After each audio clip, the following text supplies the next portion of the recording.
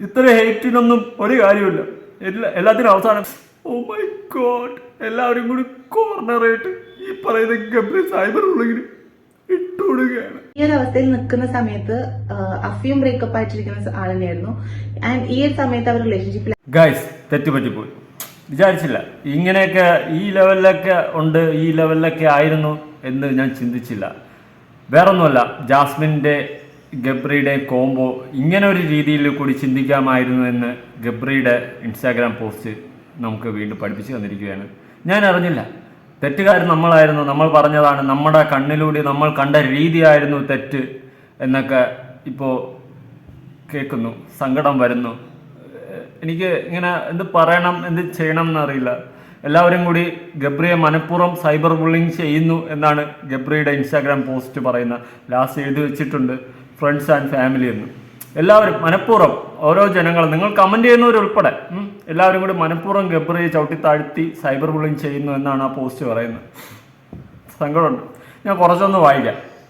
Being Gabri, this is humble request from his friends and family. Nobody deserves this much hate. At the end of the day, it's just a game.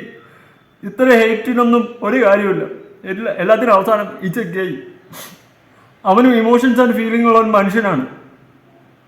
Okay fine, ഇമോഷൻസും ഫീലിംഗും ഉണ്ടാവും, പക്ഷെ ഷോയ്ക്കകത്ത് കാണിക്കുന്നത് തെറ്റല്ലേ? മനുഷ്യനാണ്. എല്ലാവരും കൂടി corner ചെയ്ത് directly ഗബ്രിയെ cyber പോലീസിലേക്ക് ഇട്ട് കൊടുക്കുവാണ്. ഓ മൈ ഗോഡ് എല്ലാവരും കൂടി കോർണറായിട്ട് ഈ പറയുന്ന ഗബ്രി സൈബർ ഉള്ളെങ്കിൽ ഇട്ടുകൊടുക്കുകയാണ്. There is no one for him when he is at his lowest. Gabri is definitely a good gamer. Just because of a combo. ഇത്രയും ഡിസ്കസിങ് കമന്റ്സ് ഇടുന്നത് വളരെ ടോക്സിക്കാണ്. കമന്റ് ചെയ്യുന്ന നിങ്ങളെല്ലാം ടോക്സിക് എന്നാണ് ഗബ്രിയുടെ ഫ്രണ്ട്സ് ആൻഡ് ഫാമിലി പറയുന്നത്. അവരൊക്കെ മനുഷ്യരാണ്. Nobody is perfect. ഞാനും നീയും ആരും പെർഫെക്റ്റ് അല്ല. Yeah they have a life outside too. പുറത്ത് അവർക്ക് ലൈഫുണ്ട്. ലൈഫുണ്ട്. Stop spoiling lives. ഈ doesn't deserve this amount of ഹേറ്റഡ്. Please show some empathy and humanity. Oh my God kindly stop spreading hate and spread love. Love. ബാക്കി ആരൊക്കെ എന്ത് പറഞ്ഞാലും ഞങ്ങൾ ഉണ്ടടാ നിന്റെ കൂടെ. എനിക്ക് എന്നും ഫ്രണ്ട്സ് ആൻഡ് ഫാമിലി കയറി വാ. അരെ വാ, വാട്ട് എ റൊമാൻറ്റിഫിക്കേഷൻ പോസ്റ്റ്. എടേ ഇപ്പം ഇങ്ങനെയല്ലേ നമ്മൾ കമൻറ്റ് ചെയ്തവരും വീഡിയോ ചെയ്തവരും ഒക്കെ ആയി കുറ്റക്കാർ.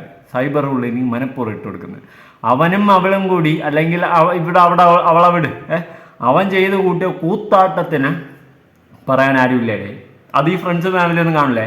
ഒരു റിയാലിറ്റി ഷോയിൽ പോയിട്ട് ഇവ എന്താണ് ഇൻസ്പയറിംഗ് ആയിട്ടുള്ള സാധനവും കാണിക്കുന്നത്? എടേ അറ്റ്ലീസ്റ്റ് എന്തെങ്കിലും നല്ല 10 കാര്യം ചെയ്യാൻ പറ. 10 വാഴെങ്കിലും അവൻ്റെ അടുത്ത് അവിടെ വയ്ക്കാൻ പറ.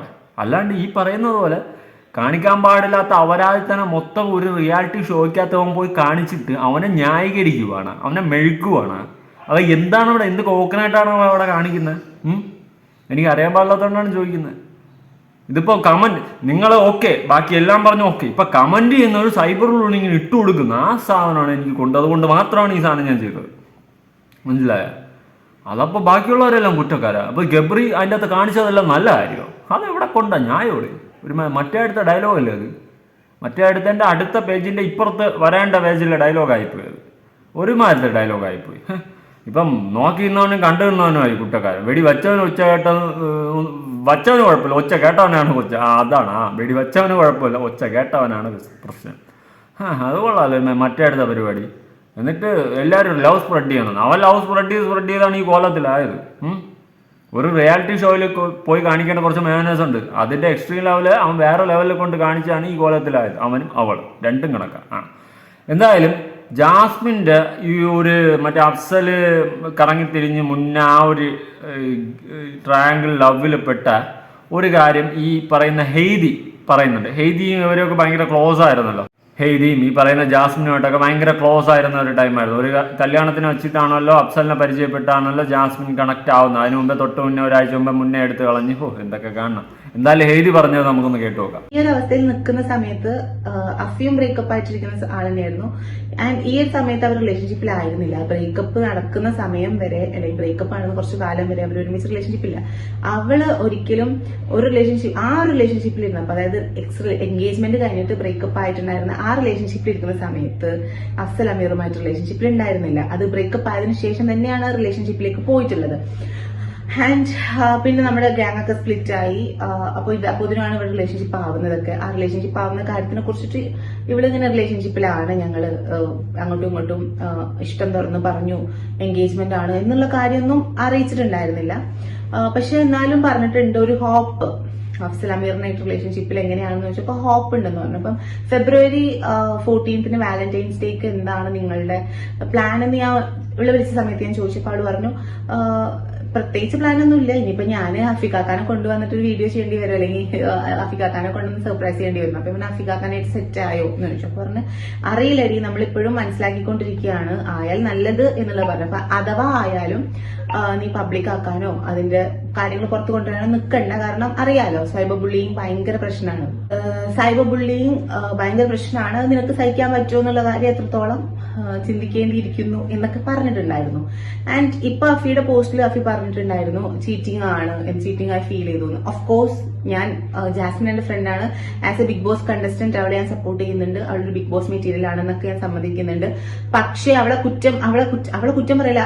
അവള് ഈ ഒരു കാര്യത്തില് അഫി എന്റെ ഫ്രണ്ടാണ്, അഫിയുടെ ഇമോഷൻസിനെ കൺസിഡർ ചെയ്യണം. അപ്പൊ രണ്ടും ഞാൻ മനസ്സിലാക്കുമ്പോ ഈ ഒരു കാര്യത്തിനകത്ത് വരുമ്പോ അഫിയുടെ ഫീലിംഗ് എന്ന് പറഞ്ഞു കഴിഞ്ഞാൽ അവന് ചീറ്റിംഗ് ആയി തോന്നിയിട്ടുണ്ടെങ്കിൽ ഓഫ് കോഴ്സ് അതാണ്.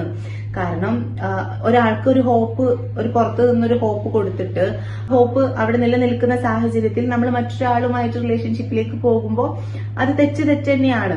റിലേഷൻഷിപ്പ് അല്ല, അവിടെ ബിഗ് ബോസിനകത്ത് ഗബ്രീനായിട്ടുള്ള സീൻസ് ഒക്കെ ഓഫ് കോഴ്സ് ഡൈജസ്റ്റ് ആവാൻ ബുദ്ധിമുട്ടായിരിക്കും അഫിക്ക്. ആൻഡ് അഫിയുടെ ഭാഗത്ത് അഫി പറയുന്നുണ്ടല്ലോ, അഫി അത്രയും ഇന്റിമേറ്റ് ആയിട്ടാണ് നിന്നിട്ടുണ്ടായിരുന്നത്, അത്രയും ആത്മാർത്ഥമായിട്ട് നിന്നിട്ടുള്ളത്. അപ്പം ഞാനിപ്പോ ഈ വീഡിയോയിൽ മെയിനായിട്ട് പറയാൻ ഉദ്ദേശിക്കുന്ന കാര്യം, അഫി കുറെ പേര് പറയുന്നുണ്ട് അഫിക്ക് ഇത് വേണം, കാരണം നീ അവന് മുന്നൊക്കെ എഴുതുന്ന സമയത്ത് നീ ഇവളെ വളച്ചെടുത്ത ഗ്യാപ്പിൽ കയറി ഇടിച്ച് ഗോൾ അടിച്ചിരുന്നു. ഒരിക്കലും മുന്നൊക്കെ പോവാൻ വേണ്ടി കാത്തിരുന്നിട്ട് അവിടെ കയറി ഇടിച്ച് കയറിയതൊന്നും അല്ല. എനിക്ക് 100% ഉറപ്പുണ്ട്. കാരണം ആ ബ്രേക്കപ്പ് നടക്കുന്ന ആ ദിവസം, അവര് ഡിസിഷൻ എടുക്കുന്ന ദിവസം ഞങ്ങൾ കൂടെയുണ്ട്. അന്ന് ജാസ്മിൻ വളരെയധികം തകർന്നിരിക്കുന്ന ഒരു ദിവസമായിരുന്നു. ഭയങ്കര തകർച്ചയായിരുന്നു. മറ്റേ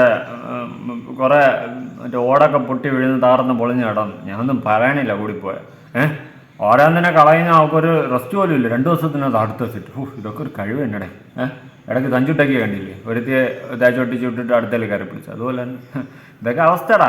അല്ലാണ്ട് ഇവളെന്ന് കയറി ന്യായീകരിക്കേണ്ട കാര്യമൊന്നുമില്ല കേട്ടാ. ഇവള് ഓരോന്ന് വിട്ട് അടുത്തടുത്ത് ഇവള് എന്തൊക്കെ നിങ്ങളിപ്പം എഴുതി വന്നിരുന്ന് പറയുന്നുണ്ടല്ലോ, ഈ പറഞ്ഞ പോലെ അവള് ആ റിലേഷനിൽ ബ്രേക്കായി തകർന്നിരുന്നപ്പോഴാണ് അടുത്ത റിലേഷനിൽ കയറിയത്. ഞാൻ ഒരു കാര്യം ഒറ്റ അടിക്കങ്ങ് ചോദിക്കാം. അഫ്സലുമായിട്ട് ഒരു തകർച്ചയില്ലായിരുന്നല്ലോ. അവൻ കൈയും കൊടുത്ത് കെട്ടിപ്പിടിച്ച് ടാറ്റയും പറഞ്ഞല്ലേ ഈ പറയുന്ന ബിഗ് ബോസിലോട്ട് കയറ്റി വിട്ട. അവൾ എത്ര ദിവസം എടുത്ത് മറ്റവനോട്ട് ഗബ്രിയായിട്ട് കണക്റ്റായി ഈ മാതിരി അപരാധിത്തനം കാണിക്കാൻ? എനിക്ക് അറിയാൻ പാടില്ലാത്തതുകൊണ്ടാണ് ഞാൻ ചോദിക്കുന്നത്. എത്ര ദിവസം കണക്ട് ചെയ്തിട്ട് അവൾ ഈ അപരാധിത്തനം തുടങ്ങിയത്?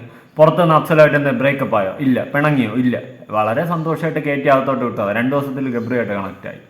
എന്നിട്ട് ഇനി അവളെ ന്യായീകരിക്കേണ്ട കാര്യമൊന്നുമില്ല. അവൾ മറ്റേ ബ്രേക്കപ്പ് ആയിട്ടിരുന്ന് തകർന്നിരുന്നപ്പോൾ അടുത്ത് വന്നപ്പോൾ കയറിയെന്നൊന്നും ഒരു കാര്യം പറയേണ്ട കാര്യമില്ല. അവളുടെ എന്താണ് റിയൽ ക്യാരക്ടർ എന്ന് വളരെ വ്യക്തമായിട്ട് ഏത് കഞ്ഞി കുടിക്കണം അത് കൊച്ചു പിള്ളേരെ അവൾ ചോദിച്ചാൽ ഇപ്പോൾ അറിയാം. ഞാൻ എത്ര പബ്ലിക് ഒപ്പീനിയൻ കണ്ട് ഈ ബിഗ് ബോസിൽ ജാസ്മിൻ്റെ ഇതിനെക്കുറിച്ച് ചോദിക്കുമ്പോൾ എല്ലാവർക്കും പട്ടി വിലയാണ്. മനസ്സിലായോ? അവളതിന് ന്യായീകരിക്കേണ്ട കാര്യമൊന്നുമില്ല. അവൾ കാണിച്ചു കൂട്ടിയ അപരാധനങ്ങൾ ജനങ്ങൾ കണ്ടത് തന്നെ. നമ്മളതിന് എന്തൊക്കെ പറഞ്ഞാലും നമ്മളെ പിടിച്ചുകൊണ്ട് പോയി വിലം കിട്ട് നിർത്തിയാലും അവൾ കാണിച്ച അപരാധനം ജനങ്ങൾ കണ്ടത് തന്നെ. എന്തായാലും നിങ്ങളുടെ അഭിപ്രായങ്ങൾ പറയും മുമ്പേ ഗബ്രിയുടെ വെളുപ്പിക്കൽ കണ്ടല്ലോ, ഗബ്രിയെ വെളുപ്പിക്കേണ്ട. നമ്മളായി കുറ്റക്കാർ. നിങ്ങൾ തന്നെ ഇതിൽ കമൻറ്റ് ചെയ്യണം ഗൈസ്. ഞാനാണോ കുറ്റക്കാർ, അവരാണോ കുറ്റക്കാർ, ഗബ്രിയാണോ, നിങ്ങളാണോ കുറ്റക്കാർ? സങ്കടമുണ്ട്.